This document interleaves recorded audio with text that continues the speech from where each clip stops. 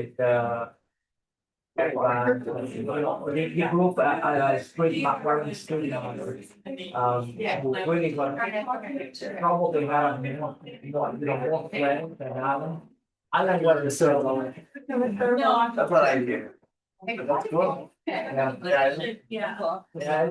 Interesting. It's impressive. No, not impressive. We all have, you're along your journey, you're gonna get, I mean, you have already, but very impressive. Yeah.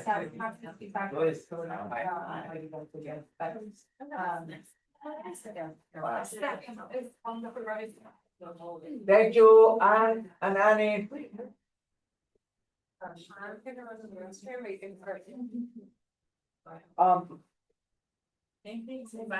Your anti. Yeah, exactly. I'm just running to the restroom, sir. We'll be right back. Yeah. Where's this from? I want stuff for the same person condoms for life, but with different. I bought this at Lucky's. What about you? Yeah. Wow.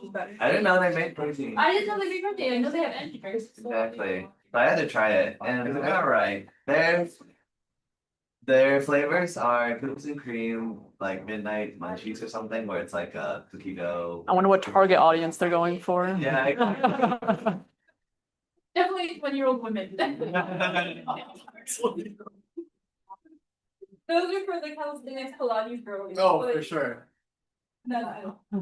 They're nice, but they're tastiest when you're like a little hungry. I feel like a lot of food these days is longer. Yeah, exactly. But it's like when I'm drinking it and I'm not hungry, I'm really like, that's fine. But when I'm like hungry, I'm like, that's delicious. Probably the best thing I've ever tasted. So Did you see the hair? It looks good. Oh yeah. Shorter. yeah. So Yeah. Just hair. It's so funny. I've had a lot of people compliment me on my hair, so maybe I should just like buzz it, Look like Professor X after all this. Yes, I did not have it. But I was on the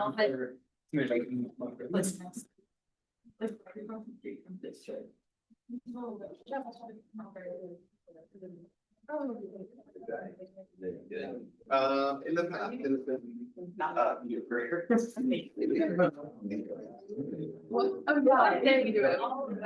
So, are you able to hear me on Zoom if I have my, okay.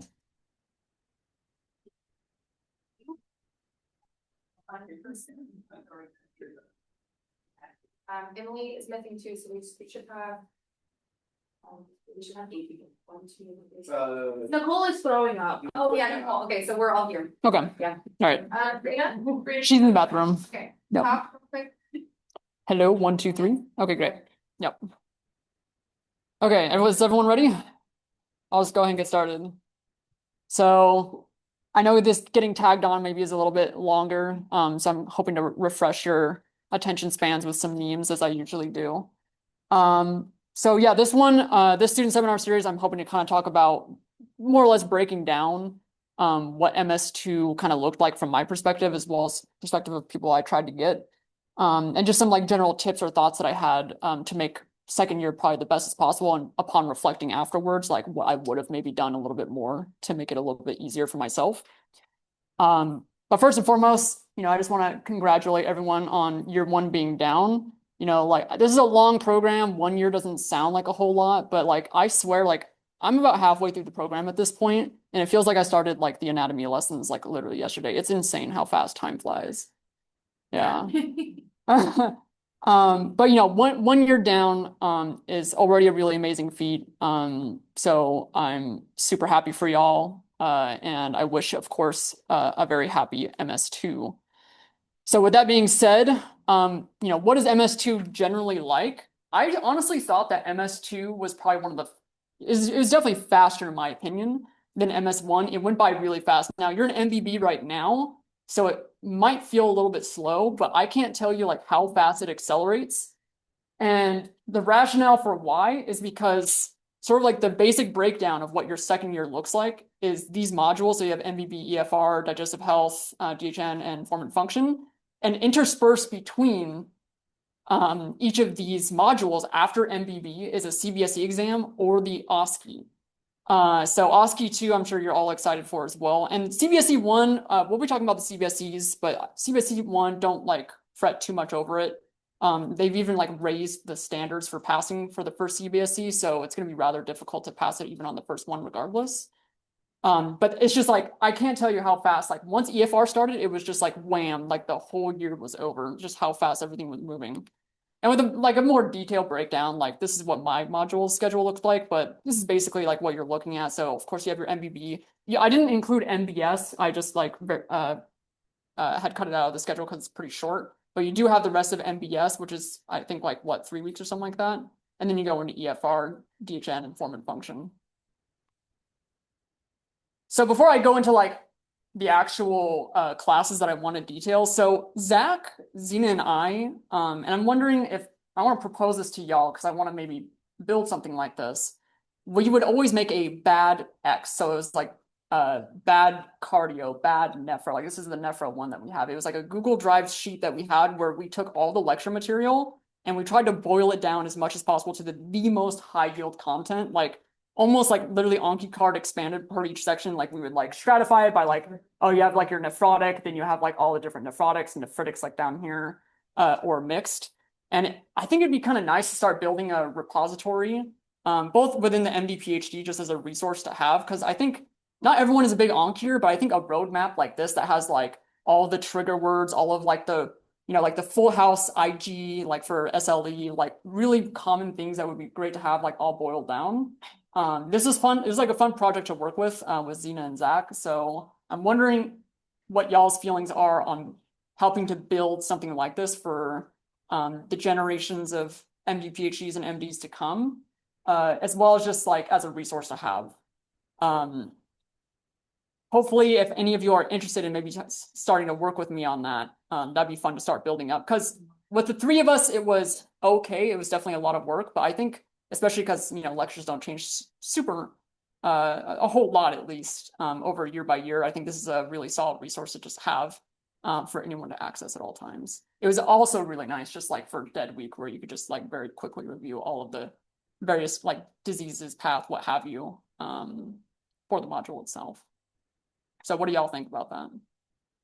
No. Like a pretty. No, this is for each module. This is for like for the Dead Week, or like as we're going through the weeks, like Zena, Zach, and I would literally take every disease, every path, and like list it out. Like, you know, we would work on amyloidosis and then like what are the presenting signs of the morphology, clinical manifestations. And it was just like a roadmap for all the diseases that were presented or path that was presented in each of the modules. Oh. So we might have.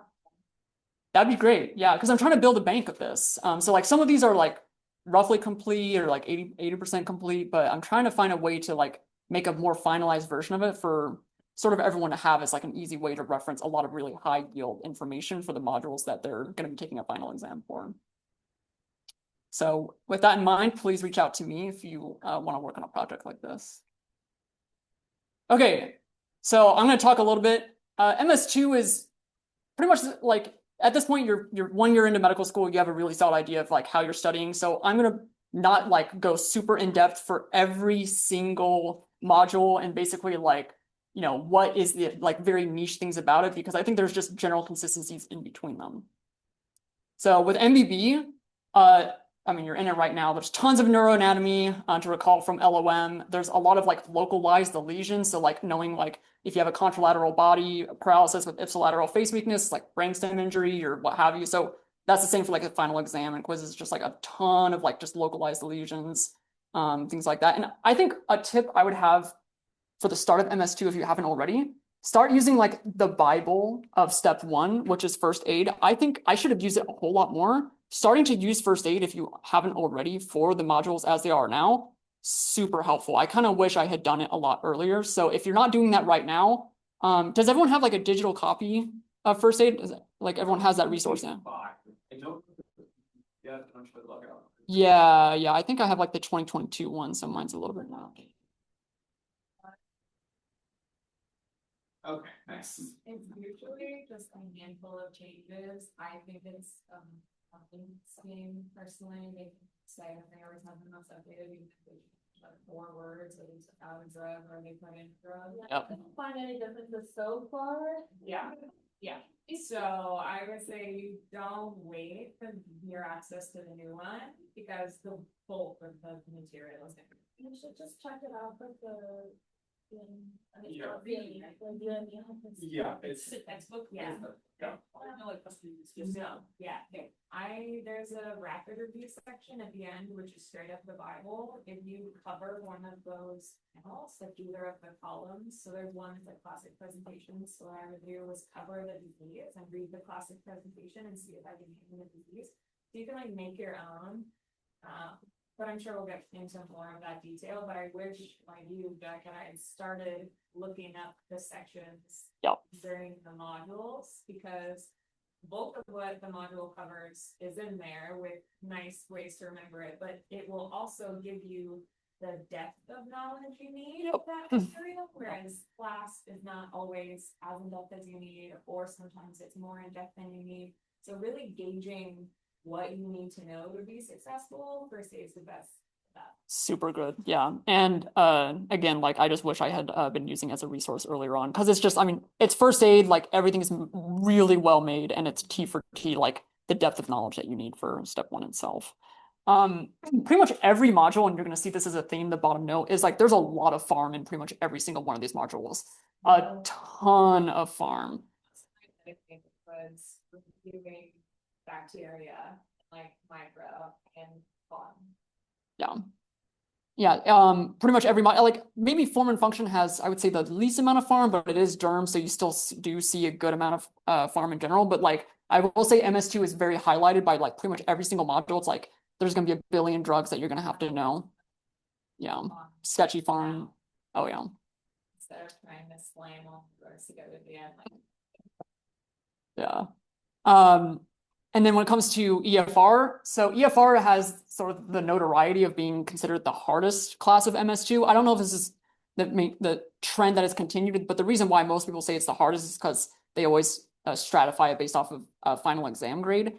I think EFR's final exams is usually on average the lowest in MS2. Yeah. With maybe, oh, go ahead. Not material necessarily that difficult. It's that the way that it's what is asked on the final. So I found there were questions on the final that I only knew on sketchy, not from class at all. So don't forget sketchy when you're in your other modules, because I know most people like drop off with sketchy after packing fence, but it's really valuable for digestive and EFR, or it was for me at least. Yeah, no, absolutely. And then when it comes to like the mix, so it's endocrine and female repro, right? So there's a really heavy amount of endocrine. So like you're going to be doing like all sorts of like cortisol mapping. So like high or low cortisol diseases like Cushing's, and then all the way to like, of course, hormones drive a lot of female reproduction as well as male reproduction. But for females, there's a lot more general kind of like mapping of like when does say like human chorionic gonadotropin like really increase during pregnancy, or knowing all the time frames for them is like really critical. Melman is very, yeah. Better. There's an on deck of it, Yep. where I was like, check. Anki arrows, yeah. But there's arrows where you get like the disease presentation, but it gave me a much better at a glance 4-step style. I put into it what the labs should look like after the deck, much quicker, easier, without having to like pull up the lab and compare the ranges. I would see the presentation and be like, that sounds like a euthyroid 6 syndrome. Yeah. Melman arrows were great for that. Yeah, so Melman's high yield arrows, it's like I think it's like 200. It's not too many cards, but it's like all of like the high yield like arrows that you could possibly know if like when something goes up, others are going down, or Presentations like the external genitalia versus sex chromosome. yeah, like Turner's, like XO, XXY, yes. Oh yeah. Very high for that module. Yeah, so Found after the module, which is 4-step though, so it was yeah, valuable. and that's why I try to parrot him a little bit more early on as possible. So like, how many of you know Melman? It's a good number of you. So Melman, honestly, like look him up now. Like he's a really good resource to have. Yeah, and it's all free. Yeah, his PDFs are like his neuro one's like infamously like the longest one, but like his PDFs for each of the modules or organ systems are really clear. The path is really clear. Yeah. That's their contribution, so I don't spend an hour straight. I did multiple days, and I had a gap. I had a test day Wednesday and test day Friday. And I was looking over one of the Melman PDFs, and there was a that never heard of. And then the next day, I had a question on it, and it was the right answer of the test. So I was like, cool. So you have like absurdly high yield. Yeah, no, Melman really, sorry, do you have a question? Oh, okay. Melman, just a really wonderful resource. I would give him a shot as early as possible. Like use him in each of your like module final exams as well, because again, like he's just super curt to the point and like, how do you remember it? Or like, just like, hey, like if you see this, it's that, just like 30 minutes. 30. Well, Yeah. too, if you're person, if you don't like lunch, I would put on 30 minutes and while eating dinner, usually. Yeah, I was gonna ask. Excuse me. Are Melvin's videos worth watching, or is just the PDF? I think if you just have quote unquote time to burn, he still has like pretty, like he goes over questions really well, he breaks them down really well, but in terms of like bang for your buck time wise, it's just his high yield PDFs, it's his Anki decks, it's like as fast as you could possibly go on for your own review. So his video, like, and he has a huge bank of videos, some of them talking over direct material or sometimes going over like questions. Recently he's focused more on step 2 content, so I think he's kind of like, I don't know, he's moved on from step 1 in a lot of ways, video wise as well. But yeah, I mean, you can watch his videos, like again, he's like very straight to the point. So if you want to use that as a resource, you certainly can, but I think Dirty Medicine is maybe a little bit better when it comes to video format, at least. Okay, moving on to digestive health and nutrition. So it's the GI tract. Like you're going to see tons of physiology, like pepsin, gastrin. You're going to see like how everything is interconnected. There's going to be tons and tons of paths, anything from bugs to autoimmune conditions to gallstones to cancers. There's going to be a ton of path that you're going to have to know. You know, like Sketchy is usually pretty good for this because like for autoimmune conditions, sometimes like Crohn's or IBS, it can be very helpful knowing like what is Expanded the clinical videos as well. So the abdominal pain differential sketches saved my life. I also got like every single GI cancer gene multiple times. And stuff. So like just having that rope memorized, being able to pull that sketchy sketch up in my brain was money. So definitely a hardcore sketchy for digestive for me at least. Yeah, like MS2 in a lot of ways is like Return of the Sketchy if you've been like sitting back on it for a while, because like obviously it was like really key for A&D. Yeah, exactly. Yeah, so definitely consider like going back to Sketchy again, looking at the farm, looking at the physiology, because it is really good for the second year modules, like really, really good. Vitamins and nutrition, like there's a lot of vitamins that you're gonna have to remember and every deficiency. Yeah. Creating my new nutrients and not just deficiencies, but excess. Yep. Well. So like one way or the other, like, you know, like no very basic like ADEC of like fat soluble, water soluble, like why you might get more buildup between each of those, and like it's just you have to know each side. So like if you have too much or too little, and it's also like minerals too. So it's like too much calcium, potassium, like what have you. It's a reading before class even starts. Yes, So, and you're still assessed on it. Again before that Monday, and it's all your back, which is like super. Yeah. Don't treat it as an after that layer class. That's very valuable information. Yeah, because like the first quiz hits on it pretty hard from what I remember. And of course, the final exam also incorporates quite a few vitamin and mineral questions and nutrition in general. So even though it's kind of like, you know, the lectures themselves are maybe like a little bit like not as popular. Besides it, and then it ended up being super important for the final in the class, but also for STEP. And I was like, guys, could we actually make this a series of lectures instead of an idea? Yeah, so don't knock the vitamins and nutrition. It's definitely going to be pretty decently high yield, both on the exam and STEP. STEP has a lot of vitamin and nutrition questions as well.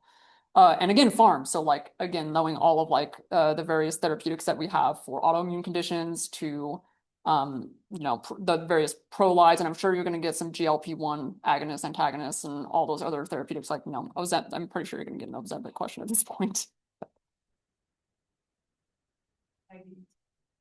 Yeah.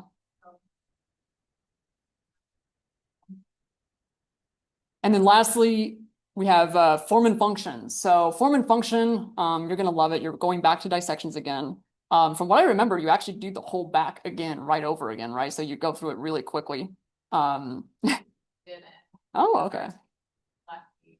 So Um, you can lucky or unlucky that your donor had a MS1 classwork on it or not.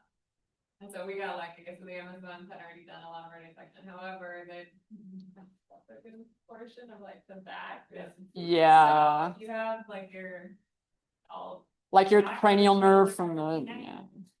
the legs are connected and stuff.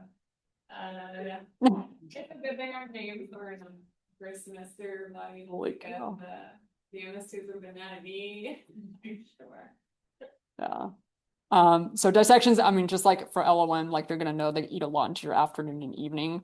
And I think what really differentiated the kind of anatomy and physiology between LOM and here was way more focus on innervation and like what innervates what, dermatomes, muscles, tons, like, and you see Marmu here. So Marmu is like for the brachial plexus, so like knowing exactly which portions of the brachial plexus contribute to the musculocutaneous axillary radial, median, and ulnar nerves, and like where exactly they innervate, like tons of innervation.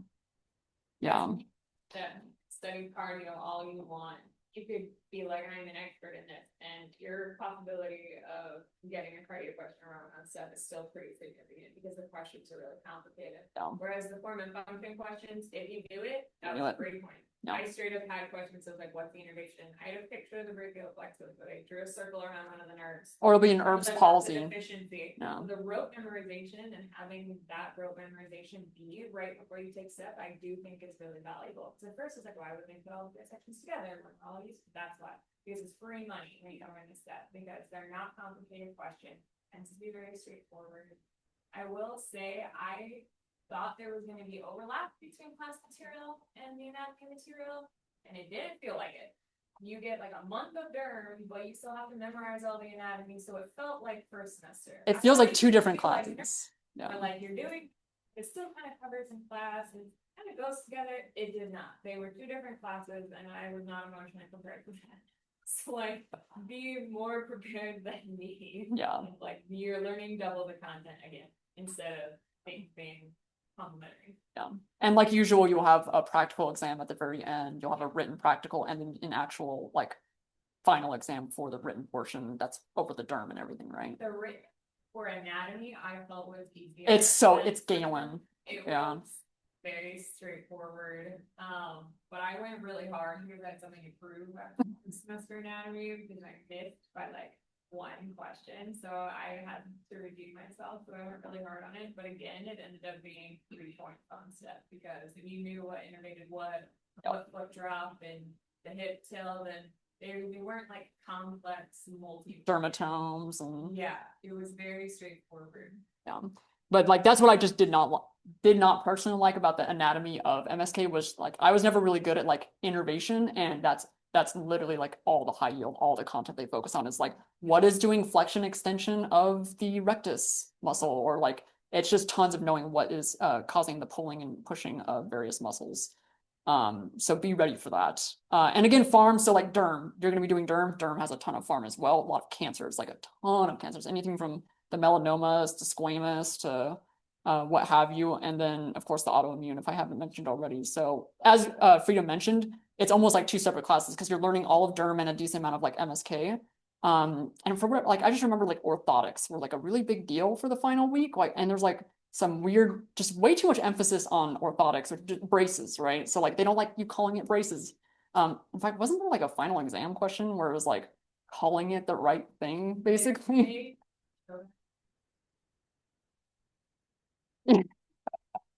Yeah. So they're very sensitive about you calling it a brace. It's an because it's an orthotic. They have feelings. An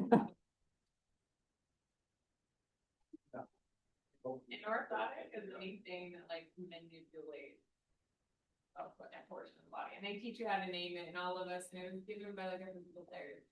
Yeah. And so all of us were like, cool, cool, cool, cool, cool. This is where they do that interprofessional thing. Yep. No, it was on the It was all, yeah. Yeah. So pay attention. Don't. Yeah. But I mean, that's gonna wrap up my general comments about each of these classes. And before I move on to like the OSCE, the CBSEs, or STEP material, like do y'all have any questions about any of these modules? No? Okay. Okay, so OSCE 2, you're gonna have it's very similar to OSCE 1, but it's much more advanced. So for OSCE 1, on your door, it literally said like, do the PULM exam. And then you did the whole PULM exam, right? Tit for tat, like every single thing on the checklist you better have done, right? OSCE 2, it's way more advanced. So first is you have 15 minutes, but that 15 minutes is split between the patient interview. So basically asking like the full review of systems, history, present illness, all the old cards plus kind of stuff, any kind of social history. And then you have to discern from their conversation, their chief complaint, what examinations are you going to perform it? And it's like, sure, if they ever. Get the history, have to get the history and pick. Yeah.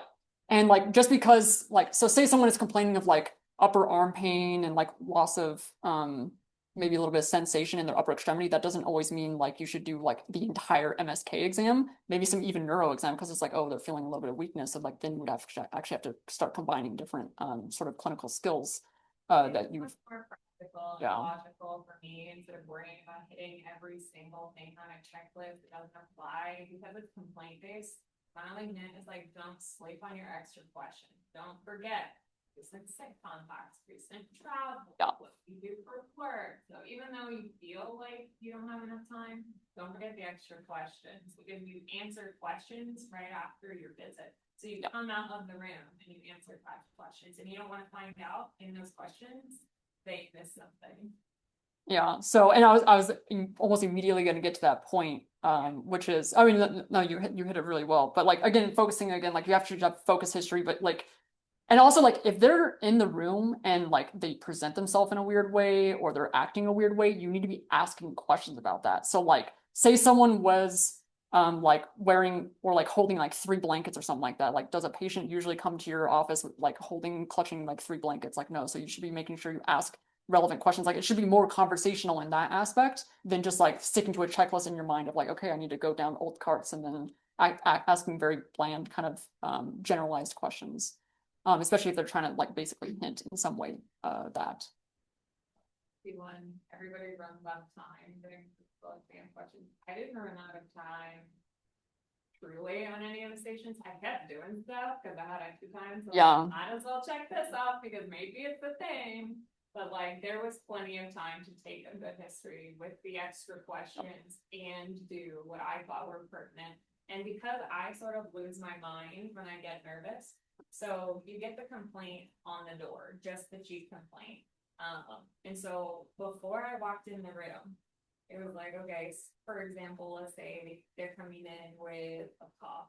So at the top of my clipboard, I wrote the physical exams that I would do based on cough. And then after I took their history, I would like cross something out if it was very clear that, you know, I didn't need to list it or whatever the thing was. But I had that to go back to be like, oh yeah, don't forget to look at the back row, you know? So if you're one of those like gets anxious and like loses sight of the big picture, I wrote that down before I walked in the room, what I thought I might want to do.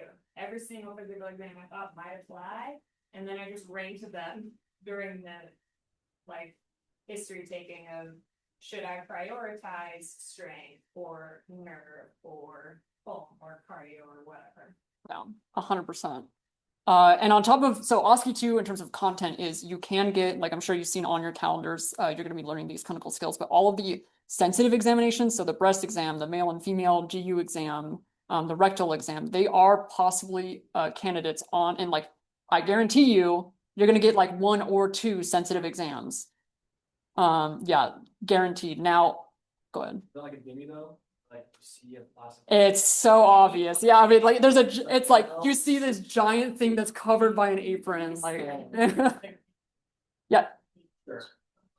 Yeah. Yeah. So The way you talk to the when you're like setting up doesn't matter. Oh, so you take the history outside in the hall?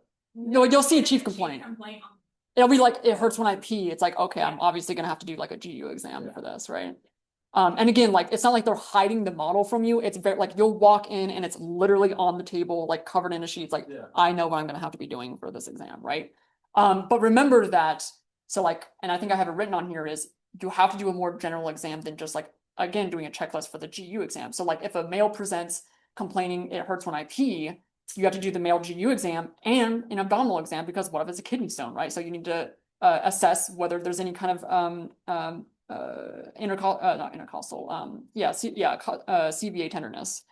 So yeah, so being aware that you always need to have a more general kind of exam for these is really important. And of course, during the sensitive exam on the dummy, you have to talk and explain what you're doing just as you would that SP. So you can't just conduct the rectal or the male female GU exam and not say anything. This will be more apparent when you actually learn these clinical skills, is like you have to verbalize everything. There's a very careful script on like how and when you say and do things for each of these really sensitive exams. Yeah. So I plugged in all of our physical exams, like the checklist, and then I said, can you give me G complaints? And then what of these physical exams would be like relevant exams to do? And then I had my mom be my patient. And so she would be like, oh, I have a prop. And then I would do everything I thought I needed to do. I take history and do everything I thought I needed to do. And then we would check if like I hit all of the physical exam things I should have done. And I felt super prepared, and OSCE 2 was like not stressful. Yeah. And then to Freedom got ahead of it, but yeah, you are going to be asked questions right after the encounter. So if you miss something during the interview or miss something during the physical exam, because sometimes they'll like elicit a response, even though that like obviously these are healthy patients, they'll be like, ow, or something like that to like to make it obvious for you, right? And if you miss it, the question is going to ask like, what was the pertinent finding for your like abdominal exam? And if you forgot to like do light or heavy pressure or examination of all 4 quadrants, then you might have missed out on that question. Like now you just have no idea what the answer is, right? Yeah. You missed the exam finding anything, and you missed the practice question. But I would say because there's 5 stations, it breaks down to like 20 points, including your history. So it ends up being like 10 points or like 7 points history, 7 points physical exam, 5 points questions. You can completely miss it on an hour and a half and still be like passing. So don't freak yourself out. I thought it was way easier than one. Yeah, I actually did better on OSCE 2 than I did do on my OSCE 1. So even though it's like a more intense OSCE in terms of like technique and assessment, it's definitely more logical, yeah. And of course, like always making sure that you're keeping every little bit of professionalism points as possible, because you can get dinged on those very easily. So are you introducing yourself clearly and effectively? Are you knocking on the door and like waiting for a response? Are you cleaning your stethoscope between each and every encounter? Because they pay attention to that. And if you don't do it, that's just a professionalism point that you lost, right? So even though like on OSCE 1, for example, like I was really cognizant of getting all the checklist things, I was still getting dinged on things because like I would forget to like always clean the stethoscope between everyone. Like even if I didn't use it for an exam prior, it's still an expectation on professionalism. So always be really cognizant of the checklist and then like the hidden checklist of how you get points for OSCE 2. I've also heard that the post-encounter quiz questions are weighted differently. So I've heard that like for some questions like that are like harder to get, they're not weighed as much, whereas more clear questions that you definitely should have elicited from a history taking or from an exam, those usually are weighed a little bit more. So I know, I'm pretty sure they do a little bit of like different math on the questions themselves. They're not all weighed exactly the same. So if you feel like you're like, holy cow, I don't know the answer to like 2 of these 5 questions, they might have just been really tricky questions to get out of it. Yeah. Additionally, because again, like this is checklist stuff, is like if you're asking about medications, definitely don't forget to ask about like over the counters as well. So like sometimes if you ask a patient, like, are you taking any prescription medications or are you taking any kind of pharmaceuticals to a patient, to an SP, they might not understand like what that technically means. So it's like, well, does my ibuprofen that I take daily or my Advil that I take daily count as a prescription medication or as a pharmaceutical? Like maybe they don't really think about that, but it's still important to have. The internal and external eye exam, it's definitely going to be like on OSCE because like they emphasize it so much. And like even during the 1 or 2 clinical skills that is just like scheduled for you guys to have. They're like, make sure you go over your eye exams really well. Basically like all of hence head, ears, nose, and throat. I think is really valuable to have for OSCE too. And again, like a lot of these comments that I have on the slides are from the checklist itself that I saw on the OSCE too. So these are all like sourced directly also from the program itself. I already mentioned it before, but again, like if you do have like a GU complaint, you know, it's going to elicit an abdominal exam, or if you have a arm paralysis or arm weakness, then it's like more neuro as well as like MSK exams. And then last point that they mentioned was just reflexes and sensations. I think again, like this is also due to the fact that the reflexes and sensations are the longest of the clinical skills that you've ever done. So like, you know, blunt versus sharp pain or strength, all those minor reflexes are kind of hard to always get on OSCE too. And then, okay, we already went over this, so I'll just skip over this. Okay, so thoughts on stuff. Go ahead. Can I have an OSCE question? What was that? Can I have an OSCE question?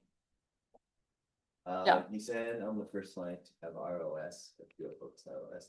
So far, anytime I do an ROS, it'll be like an actually focused ROS, and it's like, no, it's with the time.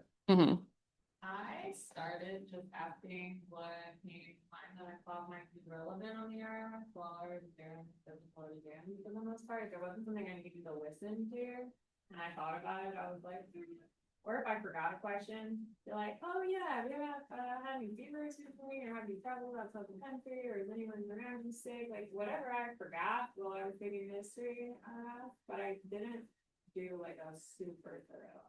I did not point it. Is it basically a no? Like if it's something with a G complaint, if you're asking about last menstrual period or food or Like other health bladder period. changes or the headache, you don't necessarily need to be like, you got felt. Yeah. Because like a more specific ROS, like if they're complaining of peeing, it's like basically asking. And sometimes it's also just the characterization of old cards, but like is there discoloration? Do you see blood? Do you see like all sorts of things? So like that could be like the more what they interpret as like the more extensive like ROF or review assistance, or like if they have GU pain, then like are they feeling like any abdominal or radiating I pain with guess my them? question is it if I say, do you have any other symptoms you want to tell me? That gets like the second or third symptom that they usually like have Mhm. back in their back pocket. Yeah. And then I'm just wasting time with their ROS. And like I'll ask 1 or 2 to get like the point of Mhm. you did an ROS.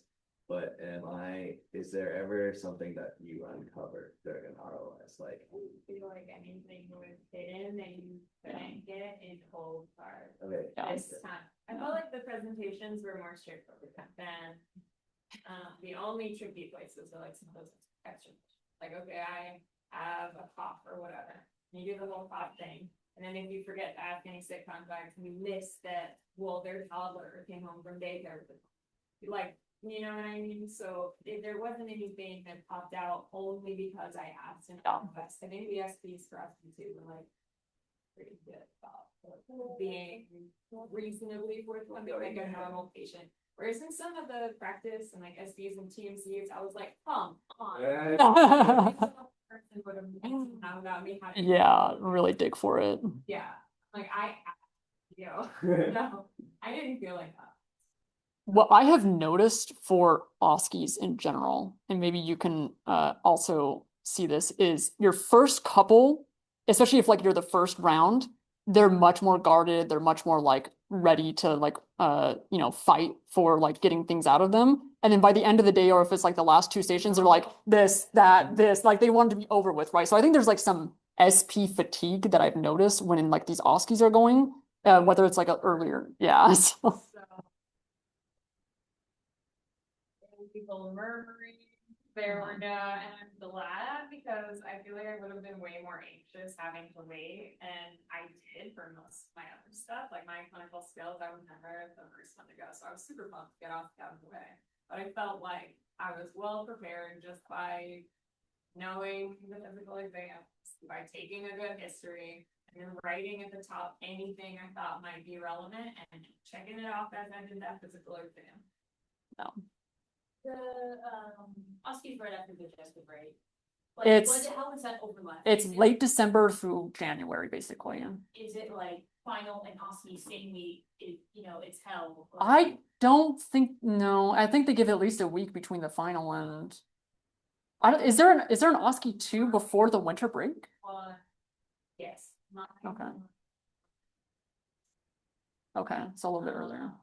But you still had other stuff going on, but honestly, I spent all weekend working on it and I felt like over. It was what I consider like a reasonable, full logical, right? Someone comes in and they're like, oh, I'm having chest pain, you're gonna open it in the heart. There was nothing like obsequious or crazy out there. Where you're like, oh my god, I don't know what to do, I have to do every exam, they were like.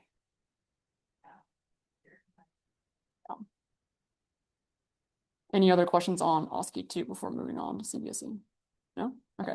And then I'm gonna try and respect y'all's time because it's already been a long afternoon, I'm sure, for y'all. Last 10 minutes or so. So very briefly for CBSE, I'm sorry, I guess the slides, I didn't incorporate them at the time, but I'll quickly touch on it before going on to step really quick. So CBSE 1 is going to happen right after form and function. It's literally the day after your final. There's very few people who actually pass CBSE, and from what I've heard from MS2s who have just gone into GS1, is that like raises the bar quite substantially in terms of passing your first CBSE. So I think it's like a 55, 56 or something like that for the first CBSE. 50 now. Okay, so like it's going to be really hard to meet that benchmark. October, it's like 60, I think. They were talking about it during the, It was 58 for us. because And then pretty sure. Let me see, because I had on the slides, let me see. Yeah, did they say it was something? Okay, that's correct, because I. let's throw out there though, that CBSE is not like so. The format is not the same. It's different. The question formats are not the same at all. What CBSE is and what you should think of it is a probability exam. The probability that you will pass within a certain time after taking CBSE. That's what they figured out statistically. So if you perform well on CBSE, you are likely to pass stuff. But do not be looking at CBSE as like what step questions will be like. It is not like that. Because I think what Freedom is basically alluding to immediately is that like CBSE, it feels like it's like 2 or 3 sentences long of a passage. Step 1, you're getting like a full door chart. You're getting history, present illness, past medical history, vitals. You're getting so much more material that you have to burn through. Yeah. Yep. HPI. Yep. Drugs and surgical history and labs, almost everything has labs, whether or not you need them. Yep. So being able to glance at a lab and have an idea if that's in range is valuable. That you have the lab chart there, but to save yourself time, being able to glance and be like, oh, that chloride's really weird. Maybe I should look for what the sodium's doing or the bicarb doing. Like being able to glance and notice something is valuable. And physical exam findings, like I had a question that was straight out of beautiful, and apparently this is classic, but I didn't know that. Beautiful dementia presentation, 89-year-old man, and hidden in physical exam findings, one line. The Argyle Robertson pupil, and Yeah. they described the pupillary response. They'll never say the response, Yeah. they'll describe Never it. say it. They'll always describe So it. never tell- Yeah. Remember, but it's like that. So there will be a detail. I will say though, I felt like step questions, unlike CBSE, unlike New World, unlike AMBOSS, were not best answer. They were one right answer. And they gave you enough detail to cross out everything else. Yeah. So if you were trying to decide between Becker, Duchenne, or limb-girdle dystrophy, there was a detail in the STEM that you could cross out those options. And for a handful of questions, I felt like they were more vague, or I would have liked a piece of information. I'm pretty sure this is the question that's being validated. No, because all the other questions, it was like very clear. And for me, I don't know about you, but it came down to usually 3 answer choices. Oh, pretty much And always. it was a thing that I knew Oh. that I didn't think really fit the picture that closely, and something I'd never heard of. So it was like, do I take the risk and pick the thing I've never heard of? Yeah. Or do I go for the thing I know, but doesn't really fit this as well? Yeah. My answer is risk it for the biscuit. Because so many times I looked it up afterward. And they say don't look stuff up on breaks. I did. I did. Yeah. Because I didn't the first day, and then I got the same gene. Mm. And looking at the first stuff, I'm like, hopefully, well, only one of these questions is worth credit, so I only missed it once, and missing the same stupid thing twice in a day. So, yeah, great of salt, but. And we have, I mean, there's a whole other student seminar that's actually focusing more on steps. So as y'all approach step one much later on, like I want to really break it down for y'all. But in regards back to the CBSE, I think CBSE is like, do you just have the depth of knowledge you need? Because step one ultimately is going to assess you on that depth of knowledge. Yeah. And unless you have plans or aspirations to take step one pretty dang early, like literally December or February, there's no real worry for you performing any particular way on CBSE 1 because you're taking it so early, right? You're taking it at the end of October. So don't feel, I mean, I didn't feel stressed about it because my plan was to just have a dedicated time towards step one after form and function anyway. But if you're someone who's just like, I want to get step one done out of the way as soon as possible, you can maybe work towards it right now. And then like, if you're one of those December, February gunners for step one, I can't tell you like how much value that actually kind of has in the sense of like you save, I mean, technically weeks of time that you otherwise committed towards studying that you could otherwise could have actually done something else with. So it's a debate that you can have with yourself. Like my one regret that I feel like I would have liked to have done more in MS2 was just have a lot more Anki review from Anki itself in my back pocket, more or less going into second CBSE and step studying. Like I feel like I just maybe put a little bit more time investment, less in the lab and a little bit more towards the step one preparation. Again, that's like your own kind of feeling towards it, but like it is literally prison. Like until you pass and take and pass step one, you're not allowed to do anything after February. And you're just basically wasting time, quote unquote, trying to pass the step one exam. So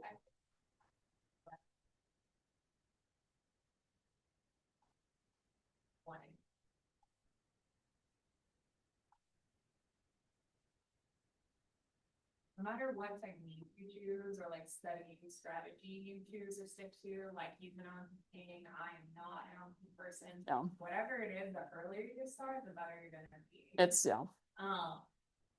Because like I said, I think you world and all of those like study resources are more detailed than step is. But if you're doing well on those, you're gonna get it. So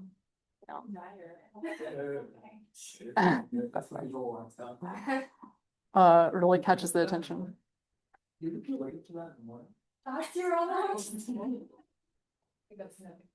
Wow.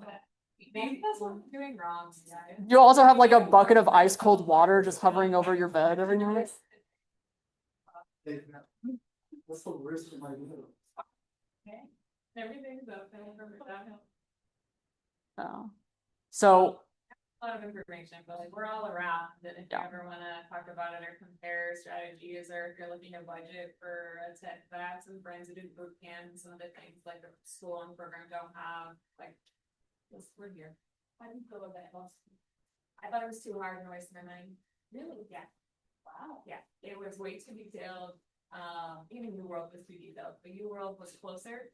But both of them had like most right and very like minute detail stuff, and the amount of time it would take to get through the whole thing. If you're killing it on Amboss, sit in December. You got this.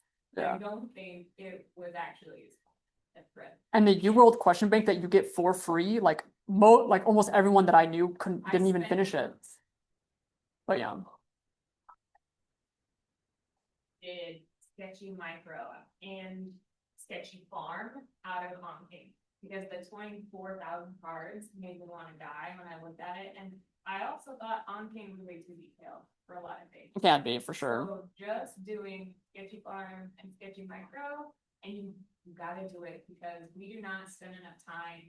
I had so many like fungi, parasites, Yes. things that we did not hit Yeah. well in attacking the fence. That was almost all bullshit. My questions, those weird things, and like all the way down to vectors. Like what's the vector for this? What's the rest of the animal reservoir? So like Sketchy Micro was. I'll also say for step one, they have a really high fixation for whatever reason on the HIV medications. I Tons of fixation on it. Yeah. Dirty Medicine has a great video. I don't even know if I watched it. Didn't get- Really, I had quite a few. I Like the was- Navirs and yeah. So I was listening. They drove a video on the way to the testing center one last time because I knew that was a great point. Now you don't. Oh. However, it did come in handy on my safety training test this week for the bite and scratch kids at work because they have exposure prophylaxis. So I was like, I know what that drug is. I think maybe for work, but not for setting. For form and function, actually I heard, I guess in general, because I've heard different stories of people taking it early. I heard someone took it last year, like right after EFR, and then. Step? Yeah. Yeah. They had a couple people A couple. have like a decent handful of people before New Year's. Yeah, Vanessa in December. When they sent December, Yeah. Crazy. Special, a special kind of special. are these, do you guys know about these guys? Like, are they, like, studying? Yeah. They, yeah, like, yeah. Since day one and. Right, so I've been doing that too, I'm wondering, are they No, like, suspending? Yeah, like Zach, for example, he literally stopped studying lecture material and only did onking cards. And like on his finals, he would get like an 80 or something, yeah. Which I mean, like, he's like, whatever, it's fine, I'll get a high pass, whatever. But man, was he ready for step one. Onking. Don't care at all. But have they unsuspended the mod for recording Yeah. modules to come as well? Yeah. No, they were just monsters when it came to onking digestion. I think it was. It's up to your goals. Yeah, I needed the emotional stability of doing well enough in the classes, not feel bad about myself. And also because class material covers more than just what you need to know for step, which is useful if you plan on doing a clinical rotation right after step, which process ones most of us do. I didn't because I stopped too late, but you're getting more content than just what you need to know for step in class. And so if you value that, you know, and you value the grade you're getting in class. Well, my understanding was that you had to do the first CPSC to take an early rotation. I think you have to pass CBSC 1 to be afforded that opportunity. Is that right? No? Oh, okay. Pass CPSC or sit step to schedule. The earliest rotations aren't until After stuff first week of April and then slowly go lots early, so maybe on 12th start date. Yeah, because earlies aren't as early. We still have. If like October, your goal is to pursue an early certification, and you're not clearing, let's see, there's still a chance that we can get it in early, March or whatever, but you're gonna be scrutinized based on other factors, so just have to do courses and general. Maybe you have to pass February. I don't know if you want that for sure. Pass thing. So, yeah, you don't get to choose which one you want to be first. It depends on when you clear. So certain earlies start with different times and there are only so many slots. So depending on when you clear will determine what you're eligible to take, right? So if you clear too late because surgery already started, well then, surgery already started. Is it based on preference as well, of like people ahead of you who cleared for you, if they wanted a certain, okay. Or It's not going to say because I did not want to go get all the credentialing, go get my badge, go get all of that paperwork done, just for the last. It wasn't my bedroom. Okay. Personally. Well, like for us, And we're gonna talk a little bit more about this whenever we get into the administrative. They always. Not the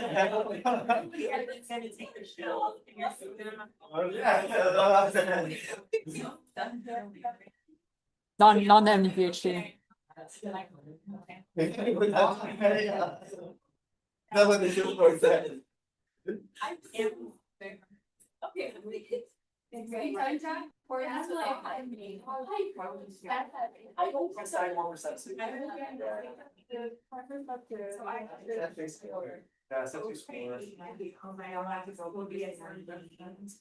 That's a great question. February 30th, I recognize John. Like, that was my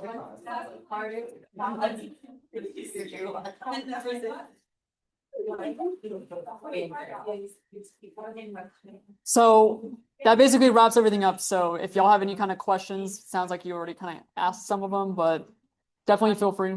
Yeah, yeah.